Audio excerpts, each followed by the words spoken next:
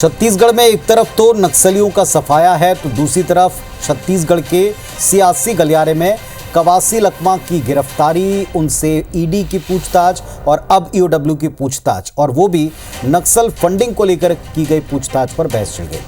कांग्रेस कह रही कि पूर्व आबकारी मिनिस्टर समेत तमाम आदिवासी नेताओं पर दबाव डालकर सरकार फंसा रहे, तो बीजेपी कहती जो किया है वो काट रहे हैं। लखमा पहले से शक के दायरे में रहे हैं नक्सली मुद्दों को लेकर।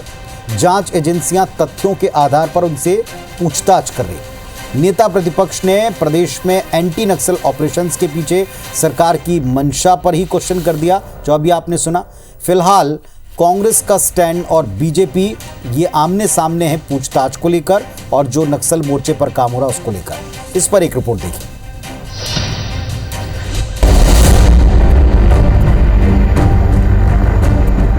घोटाला हुआ है, सब जानते हैं भाई। छत्तीसगढ़ में हुआ है तो पूछा ना जाएगा। शराब और दारू पे उनको आरोप लगा के जेल भेज दिए, उसमें आपका पेट नहीं भरा, अब नक्सली कनेक्शन जोड़ रहे हैं। आर्थिक गतिविधियों को बढ़ावा देना है, इसलिए हम नक्सलियों की सफाया कर रहे हैं। तो इसमें देखिए कि आर्थिक गतिविधियां कौन करने वाला है, कौन कौन बड़े बड़े उद्योगपति आएंगे जिनके लिए आप एक रेड कारपेट बिछा रहे हैं। यदि नक्सलियों को फंडिंग होती है, इस तरीके से फंडिंग होती है, तो ये दुर्भाग्यजनक है। इस वक्त पूरे देश में छत्तीसगढ़ में नक्सलियों के सफाई के लिए चलाए जाने वाले एंटी नक्सल अभियान की चर्चा है। जवानों की जांबाजी और बदली स्ट्रेटेजी की बदौलत 2026 में देश से पूरी तरह नक्सल सफाई का दावा है। तो वहीं दूसरी तरफ पूर्ववर्ती भूपेश सरकार के दौरान शराब घोटाला केस में सेंट्रल जेल रायपुर में बंद पूर्व आबकारी मंत्री कवासी लखमा से ईडी के बाद अब ईओडब्ल्यू की पूछताछ को लेकर चर्चाओं का बाजार गर्मा गया है। बुधवार और गुरुवार को ईओडब्ल्यू टीम ने सेंट्रल जेल जाकर लखमा से घंटों पूछताछ की। बताया गया कि करीब 12 सवाल उनसे पूछे गए, जिसमें लखमा की संपत्ति कितनी है, उसे कैसे और कहां से अर्जित किया गया, सुकमा कांग्रेस भवन का निर्माण और नक्सलियों को पैसे पहुंचाने उनके मनी ट्रेल पर भी सवाल पूछे गए। लखमा से पूछताछ पर मंत्री केदार कश्यप कहते हैं कि नक्सलियों को फंडिंग दुर्भाग्यजनक विषय है। केदार कश्यप ने तंज कसा कि अब तो कांग्रेस ने भी लखमा को लावारिस छोड़ दिया है। वहीं गृह मंत्री विजय शर्मा के मुताबिक एजेंसियां केवल अपना काम कर रही हैं। पूरी जानकारी आएगी तब उसके बाद उसमें कुछ कहना उचित होगा।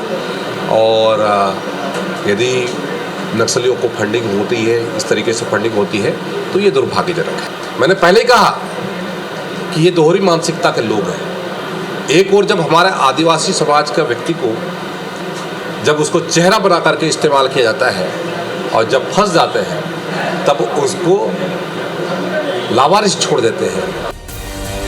इधर कांग्रेस ने इस पूछताछ को लेकर गंभीर आरोप लगाते हुए कहा कि सरकार आदिवासी नेताओं को टारगेट कर रही। पूर्व मंत्री लखमा पर आज नक्सल कनेक्शन निकाले जा रहे हैं, कल कोई दूसरा कनेक्शन निकालने का प्रयास होगा। वहीं नेता प्रतिपक्ष कहते हैं कि लखमा पर किसी का नाम लेने का दबाव बनाया जा रहा है, नक्सल फंडिंग की बात कबूल करने को कहा जा रहा है। और तो और उन्होंने प्रदेश में नक्सल खात्मे के तेज एक्शन के पीछे सरकार की मंशा पर भी सवाल उठाए।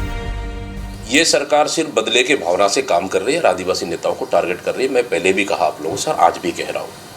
अमरजीत भगत के आप रेड करते हैं, फिर उसके बाद आप कवासी लखमा को जेल में आप डाल देते हैं, दीपक बैज के घर में जासूसी लगा देते हैं, उसके बाद ईडी का समन आता है, नोटिस आता है कांग्रेस कार्यालय और दीपक बैज को टारगेट करो। ये दीपक बैज आदिवासी नेता इसलिए टारगेट किया जा रहा है, इसलिए कि मेरा कोई सरकार से सेटिंग नहीं है। आपने शराब और दारू पे उनको आरोप लगा के जेल भेज दिए, उसमें आपका पेट नहीं भरा, अब नक्सली कनेक्शन जोड़ रहे हैं। मुझे कल बताया गया है कि इस तरह से बातें सामने आ रही हैं, मगर इसकी सच्चाई बिल्कुल मैं अभी विश्वास नहीं करता। मैं उसका अध्ययन करना चाहता हूँ। जानबूझ के फंसाने के लिए, जैसा मुझे पता है कि तुम्हारे फंड में नक्सली फंड भी शामिल है, तुम या तो मानो या तो बोलो कि इसने किया है, या तुम भारतीय जनता पार्टी में आके शामिल हो जाओ। इस तरह से बातें सामने आ रही हैं। आर्थिक गतिविधियों को बढ़ावा देना है, इसलिए हम नक्सलियों की सफाया कर रहे हैं। तो इसमें देखिए कि आर्थिक गतिविधियां कौन करने वाला है, कौन कौन बड़े बड़े उद्योगपति आएंगे जिनके लिए आप एक रेड कारपेट बिछा रहे हैं।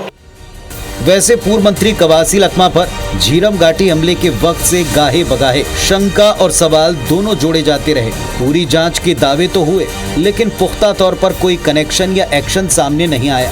दूसरी तरफ नेता प्रतिपक्ष डॉक्टर महंत का नक्सल सफाई के पीछे उद्योगपतियों के लिए रेड कारपेट बिछाने वाले बयान पर गंभीर सवाल उठ रहे हैं। सवाल है कि क्या नक्सली मनी ट्रेल या नक्सल सप्लाई चेन कनेक्शंस का ठीक पता नहीं लगाया जाना चाहिए। सवाल ये भी, क्या नक्सल सफाई को लेकर चल रहे अभियान पर महंत का तर्क उचित है? रायपुर से सौरभ परिहार के साथ ब्यूरो रिपोर्ट, IBC 24।